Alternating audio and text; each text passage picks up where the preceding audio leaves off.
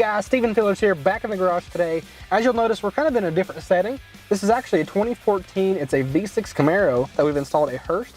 It's their Billet Plus Shifter, and as you can see, this is that iconic design that you can expect from Hurst.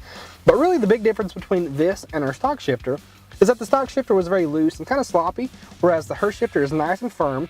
It actually reduces our shift throw by 38%, which is a huge amount when the rubber hits the road. And really, this makes our car feel like a brand new car, a brand new experience. It really looks and feels great. Now, if you prefer Hurst Nitro Grip, you can also use that in place of the white ball. Now, I will say, when you get to the installation, this is a pretty involved install. So when you get to do this, really think about, do you have the mechanical knowledge and do you have the tools to make this happen? In our case, in the garage, we had a jack and two jack stands, and that wasn't ideal. I would really prefer a lift in this application, but you can make it work if you have the know-how once again. But really, if you have any questions about this, take it to your local retailer or installer, and they'll make sure to make that happen for you.